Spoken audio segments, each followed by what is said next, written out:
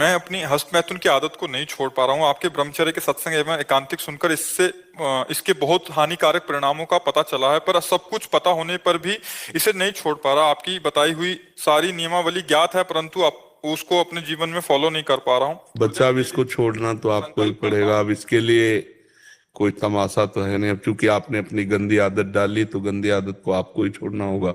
और ये बहुत हानिकारक है बच्चा, बहुत हानिकारक है।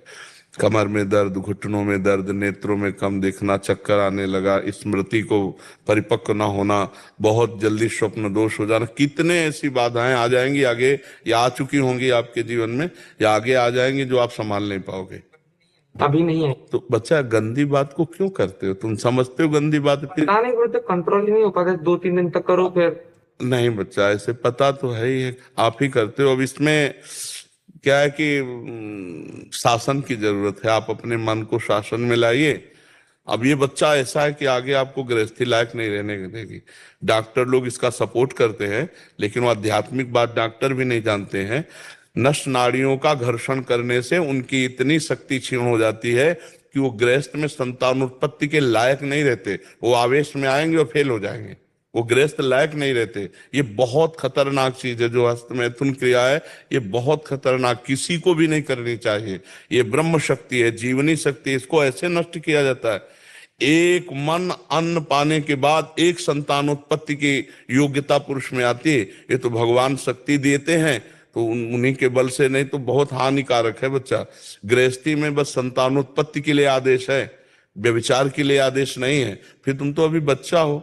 हमने बताया कि जैसे गेहूं की फसल होती है, वो गलेथ में आती है, अगर उसको काट लिया जाए तो ना भूस सही होगा, एक भी दाना नहीं मिलेगा।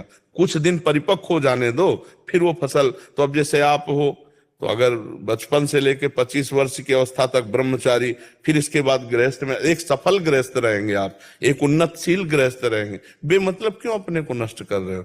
नियम लो आज से, चाहे कुछ हो जाए अपने हाथ को कंट्रोल में रखना। चाहे कुछ भी हो जाए, चाहे जितना मन परेशान करे, जीत जाओगे अगर नियम ले लोगे तो। ले रहे हो नियम? कुछ भी हो जाए मैं क्रिया नहीं करूंगा। बस फिर तुम अगली बार आना, हमें बताना तुम्हें क्या परेशानी। बस हमारी बात ध्यान रखना बिल्कुल। जहां हो तहां ये तुम सुन लेना।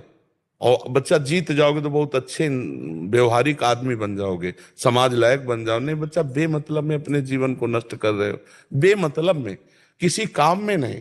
ऐसे नहीं, गंदी बात नहीं। बहुत संयम से रहो, बहुत अच्छे बच्चे हो। जो तुमने हिम्मत की, अपनी कमी बता दी, इस बात के लिए तुम्हें धन्यवाद देते हैं कि अपनी कमी को तुमने खोलकर सभा में बता दिया। बिल्कुल गंदी बात, इसका त्याग कर दो, ठीक है? आज से नियम पक्का, तो हमारी दोस्ती पक्की। फिर तुम देख लेना तुम्हारी उन्नति कैसे होती, तुम देखना। बस इसे बंद करो। और कुछ गलत खाते पीते तो नहीं? प्याज लहसुन है वो कोई बात नहीं। चलो अभी तो चलो, तो शुरुआत तो करो, ठीक है? चित्तहरणी शरण जी। महाराज जी, आपके चरणों में कोटि कोटि प्रणाम। महाराज जी, आपकी कृपा से हमारा आपके चरणाश्रित को एक परिकर है कोटकपुरा में। गुरुदेव, जब कोई साधक हमारी कोई चूक को बताता है तो हृदय को अच्छा लगता है और उसे सुधारने का भी प्रयास करते हैं। कोई हमारी चूक बताए कोई साधक उसी परिकर में, परंतु जब किसी अन्य साधक की कोई चूक सामने आती है तो हमें भी उस साधक के सामने मतलब थोड़ा इनको लगता है कि नारायण तू बैठ के अपनो भवन बुहार, ऐसा भाव आता है कि मैं क्यों अभी इसके बीच में पढ़ के वैसा। हाँ, उत्तम बात तो यही है। अगर हमारा मित्र है और हमारी बात का आदर करता है तो हम उसी से केवल कहेंगे, किसी और से नहीं। जिसकी चूक है एकांत में उसी से केवल कहेंगे। उसकी चूक किसी और से कह देना निंदा हो जाएगी। और उसी से एकांत में मिलकर हम कह सकते हैं कि वैसे बुरा मत मानिएगा, हम आपका दोष दर्शन नहीं कर रहे, पर आप हमारे मित्र हैं, इसलिए हमारे मन में ऐसी प्रेरणा आती कि जो संतों से सुना है वो आपको बता दें कि इस समय आप ये गलत कर रहे हो, अगर सुधार कर लो तो आपका मंगल हो जाए। अगर वो बुरा मानता है तो वापस लेते हैं, हमारी गलती हुई, आगे से हम कभी आपसे प्रार्थना नहीं करेंगे, या हमें क्षमा कीजिए। हम पहले आपसे प्रार्थना की थी कि हमारा दोष दर्शन हो रहा है और आप मित्र हैं इसलिए बता। ऐसे वार्ता की जाती है। अगर उसकी किसी दूसरे से वार्ता कर दी तो वो निंदा हो जाएगी और वो आपके लिए हानिकारक हो जाएगी, परमार्थ में बाधा खड़ी हो जाएगी। कोशिश करें कि अपने जो प्रियजन हैं, अपने जो भगवत मार्ग के जन हैं, अगर उनमें कोई दोष दर्शन होता है तो पर्सनल एकांत में ये समझते हुए कि ये हमारी बात को मानेंगे या क्रोध करके वो और अपने को बिगाड़ लेंगे। यदि और बिगाड़ने वाला स्वभाव आपको पता है तो मत बोलिएगा, क्योंकि फिर वो आपसे द्वेष करने लगेंगे कि तो निंदा करते हैं, तो बड़े अपने को भगत मानते हैं, वो द्वेष करने लगेंगे। अगर भी नहीं है तो फिर बता देना चाहिए, और केवल उसी से बताना चाहिए। नहीं तो ये उत्तम बात है कि तेरे भावे जो करे भलो बुरो संसार, नारायण तू बैठ के अपनो भवन गुआर। अपने हृदय को हम निर्मल करके, जो हमें भगवान ने बल दिया है, जो ज्ञान दिया है, उसके आधार पर हम दोषों का त्याग करते हुए भगवत बल से हम भगवान की प्राप्ति करें। हम दूसरों की तरफ ना देखें, पर यदि हमें दिखाई देता है और हमारा मित्र है तो फिर मित्र का कर्तव्य होता है कुपथ निवारी सुपंथ चलावा, कुपंथ से हटाकर सुपंथ में चलाना। पर यदि वो द्वेष मानने लगे तो वहां भी वापस प्रणाम करके वापस हो जाना चाहिए, और कभी दोबारा उसको संकेत भी नहीं करना चाहिए, अपनी ग्रीवा झुकाकर काम चलाना चाहिए। महाराज जी, आपका दिया हुआ एक ऐसा रोल है कि जो पंजाब में कोट को पूरा एक जगह है, तो वहां किसी का भी कुछ अगर होता है तो इनको आके सूचित करते हैं कि वो ऐसा कर रहे हैं, तो फिर इनका रोल ऐसा एक दायित्व हो जाता है कि या तो उनको समझाएं। तो एक तरफ आता है कि नारायण तू बैठ के अपना भवन ये तब जब आपको वहां से निगेटिव मतलब संकेत मिले, नकारात्मक अगर नकारात्मक नहीं तो अपने को जाना चाहिए, इससे मंगल होता है, दूसरे का हित यही तो है। परमार्थ से अगर बिगड़ रहा है, हम उसको परमार्थ में पुष्ट कर रहे हैं, वो तब जब वो आदर रखता हो। आरत अधिकारी जब पावे गूढ़ तत्व न साधु दुरावे, वो आप पर श्रद्धा रखता हो और आपकी मर्यादा रखे। अगर वो आपकी श्रद्धा न रखे, अवहेलना कर दे, तो उपदेश नहीं देना चाहिए, फिर गुरुजनों की बात नहीं करनी चाहिए, फिर छूट है, जैसा तुम्हें मनावे वैसा तुम करो।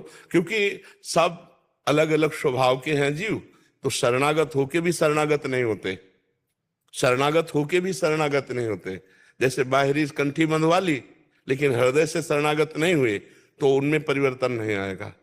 कंठी बंधवाने से परिवर्तन नहीं होता, बात मानने से परिवर्तन होता है, समर्पण होने से।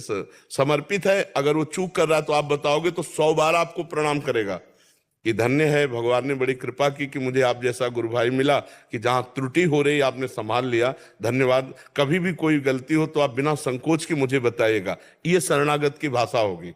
और जो शरणागत हृदय से नहीं होगा वो आपको फिर अवहेलना करने लगे, जब देखो तब टोकते रहते हैं, ऐसी भी बात आ सकती है। पर आपको धैर्यवान रहना, अपनी भक्ति में विचलित नहीं होना, अपना कार्य किया, और अपने को अगर गाली भी मिलती है तो शांत दोबारा नहीं जाएंगे, पर हम विक्षिप्त नहीं होंगे, मुस्कुरा के हमने अच्छा किया, हमने गलत नहीं किया, हम गुरु आज्ञा में चल रहे हैं, बस फिर से आपका हृदय शीतल रहेगा और वो अपने परमार्थ से गिरते चले जाएंगे। जो अवहेलना करेंगे वो गिरते चले जाए, क्योंकि परमार्थ बड़ा सूक्ष्म है। अगर इसमें शास्त्र आज्ञा, गुरु आज्ञा, संत आज्ञा, इनका उल्लंघन होता चला जाए तो परमार्थ में नहीं टिक सकता, साधक परमार्थ में नहीं, वो परमार्थ का ढोंग करेगा, नाटक करेगा, पाखंड करेगा, परमार्थ नहीं टिक सकता। परमार्थ तो वचनों पर, अब जो ही कहें करें हम सोई, आयुष लिए चले निज दासी, मन क्रम वचन त्रिशुद्ध सकल मद, हम से ही हरिवंश उपासी। मन वचन कर्म से शुद्ध होकर गुरुजनों की आज्ञा पर जीवन को बलिदान कर दे, बस हो गया, परमार्थ में वो जीत जाएगा। और जहां मनमानी होने लगती है, गुरुमानी नहीं होती है, फिर वहां माया ऐसा नाटक रच देती है, वो निकल ही नहीं पाएगा। महाराज जी, फिर उसका कल्याण कैसे हो? समय आएगा जब ठोकर लगेगी तब फिर याद आएगा, तो फिर वो रास्ता तो खुला ही है। श्री जी तो कभी नाराज, नेक हो न रिस्क हो, भूली हो न हो सकी, तो पीठ किया तो सामने संसार, और जब इधर थप्पड़ लगा तो फिर प्रभु की तरफ, तो रास्ता खुला है, उधर तो कभी बंद ही नहीं हुआ, जब आ जाओ तब आ जाओ। सलोनी जी दिल्ली से। श्री हरिवंश महाराज जी, राधे राधे। गुरुदेव, मैं प्रभु की कृपा से नाम जप करने का प्रयास तो करती हूँ, पर कुछ समय से मन में दूसरों के प्रति ईर्ष्या भावना आ रही है कि वो ज्यादा नाम जप कर रहा है या कर रही है, मैं तो इतना नहीं कर रही, कृपया। इसीलिए नाम जापक को सत्संग सुनकर के पहले बात समझनी चाहिए कि सामने व्यक्ति नहीं, भगवान है सब में। अगर हम भगवान देखेंगे तो भजन संबंधी भी ईर्ष्या नहीं होगी। उमा जे राम चरण रत विगत काम मद कोह, निज प्रभु में देखें जगत कैसन करें विरोध। मेरे प्रभु ही सब जगह विराजमान है, उत्तम भक्ति का लक्षण है। सो अनन्य गति जाके असमत न टरे हनुमंत, मैं सेवक सचराचर रूप स्वामी भगवंत। मैं सेवक हूं, ये चराचर जगत मेरे इष्ट का स्वरूप है, ये परम सत्य बात है। इष्ट ही है तो क्या हम अपने इष्ट से ईर्ष्या करें? क्या हम अपने इष्ट से द्रोह करें, क्या हम अपने इष्ट के प्रति अवहेलना का भाव करें? तो ये भाव अज्ञान के कारण है। इस भाव को हटाइए। सब में जहां तुम्हारी ईर्ष्या हो रही हो, जहां द्वेष बन रहा हो, जहां कहीं प्रतिकूलता का भान हो, तत्काल भगवत भाव करो, बच जाओगे। हमारी इस बात को पकड़ना कि हे भगवान, इस रूप में भी आप हो, मेरी बुद्धि काम नहीं कर रही इसलिए द्वेष हो रहा है, हे नाथ आप मुझे क्षमा करो। ऐसा जहां कहोगे तो आपको शांति मिलेगी और आपका जो द्वेषात्मक भाव है वो नष्ट हो जाएगा। समझ पाए? किसका प्रश्न था? समझ पाए आप हमारी बात? जी। शुभम यादव जी। राधे राधे महाराज। राधे राधे महाराज जी, आपके चरणों में कोटि कोटि प्रणाम। महाराज जी, यदि हमसे कोई पाप कर्म बन जाता है तो क्या प्रायश्चित करने से एवं कर्म प्रभु को समर्पित कर देने से पाप कर्म नष्ट हो ये जाता है? पाप कर्म प्रभु को समर्पित करने से कई गुना बढ़कर दंड देने वाला बन जाएगा। पाप कर्म प्रभु को थोड़ी समर्पित किया जाता है। प्रभु का नाम लेकर प्रभु की आराधना करके उसको नष्ट किया जाता है। अगर उसको प्रभु को समर्पित कर दिया तो फिर वो तो ब्याज सहित आपको और अनंत गुना, जो प्रभु को समर्पित किया जाता है वो कई गुना बढ़कर मिलता है। तो पाप कर्म कहीं शास्त्रों में लिखा है क्या कि भगवान को समर्पित किया जाए? कहीं नहीं लिखा। पाप कर्म तो निषेध है, करना ही नहीं। अगर हमसे भूल हो जाती तो उसका प्रायश्चित लिखा हुआ है। पाप के उसकी गरुता और लघुता के अनुसार उसका प्रायश्चित है, और वो प्रायश्चित के द्वारा पाप नष्ट हो जाए तो सच्चा प्रायश्चित ये है कि वो पाप अगली बार ना होना चाहिए। अब लो नशानी अब ना नशई हो, अब तक हुआ अब नहीं करूंगा, और फिर उसका प्रायश्चित वो सच्चा माना जाएगा। बार बार पाप करो, बार बार प्रायश्चित करो तो अंतिम में वो दुर्गति वाला ही पुरुष माना जाएगा, उसकी दुर्गति ही होगी। पाप का नाश तब माना जाता है जब अब लो नशानी अब ना नशई हो, आज तक किया अब उलट गए, अब कभी नहीं करूंगा, और फिर उसका प्रायश्चित करे, वो भस्म हो जाएगा। और सब प्रायश्चितों का बड़ा प्रायश्चित है नाम संकीर्तनम यस्य सर्व पाप प्रणाशनम। भगवान के नाम का निरंतर जप, भगवान के नाम का कीर्तन किया जाए तो अपने आप सारे पापों का शमन हो जाता है। और पाप ही नहीं, पाप की प्रवृत्ति का नाश हो जाता है। पाप नाश के तो बहुत से उपाय हैं। गंगा स्नान भी पाप नष्ट करते हैं, तीर्थ अवगाहन भी पाप नष्ट करते हैं, लेकिन पाप की प्रवृत्ति का नाश नहीं करते। नाम जप से पाप की प्रवृत्ति का, पापी स्वभाव का ही परिवर्तन हो जाएगा। घोर आसुरी स्वभाव के जन जो सीधा राम नहीं कह पाते थे, वो मरा मरा बोल करके महान ब्रह्म ऋषि बन गए।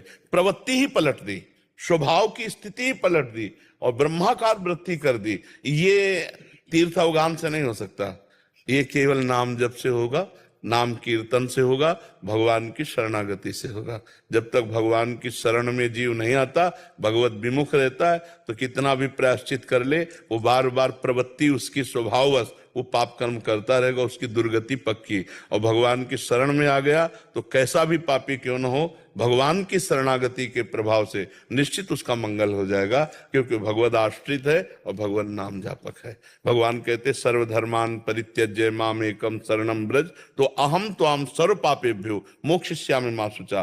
तुम समस्त लोक धर्मों का त्याग करके परम धर्म मेरी शरण में आ जाओ, मैं तुम्हारे सारे पापों को नष्ट कर दूंगा। भगवान कह रहे हैं, तो भगवान कभी झूठ नहीं बोलते, भगवान त्रिकाल सत्य हैं। वो कह रहे अहम त्वाम सर्व पापेभ्यो मोक्षयिष्यामि मा शुचा, मैं तुम्हें पवित्र कर दूंगा। तो हम निष्पाप होने के लिए दो काम करें, भगवान की शरण में और नाम जप।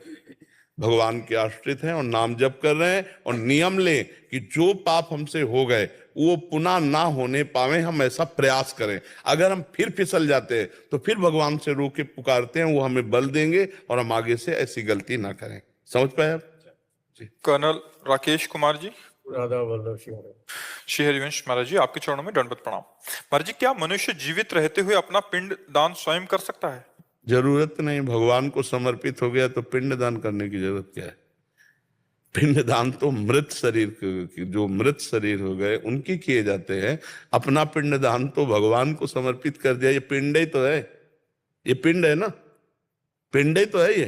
तो ये पिंड दान कर दिया, भगवान को समर्पित कर दिया। मन वचन कर्म से भगवान को समर्पित हो जाना, यही अपना परम कल्याण। और ये खोया के या तिल के लड्डुओं से अपना कल्याण होना है क्या? और ये पुष्कर गए थे, वहां पे पंडित जी से वैसे भी पिंडदान करने गए थे, तो मैंने उनसे पूछा कि क्या मैं अपना पिंडदान खुद कर सकता हूँ। हाँ।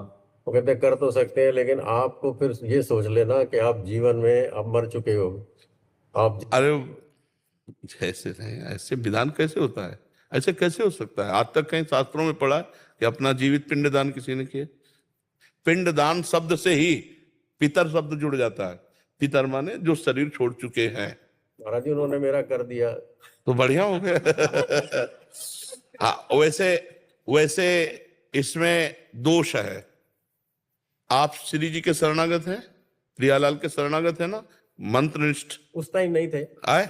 जब गए थे तब उस टाइम नहीं थे, उस टाइम नहीं थे। चलो बच गए, नहीं तो जैसे एक हमारे यहाँ संत थे रनवारी में, तो द्वारिकाधीश के दर्शन की उनको इच्छा हुई, तो श्री जी ने रोका कि देखो हमारे वृंदावन उपासना में, ब्रज उपासना में तुम हमारी दासी भावना करते हो, वहां मत जाना। तो उनको समझ में नहीं आया, स्वप्न को स्वप्न समझा ऐसे, और चले गए।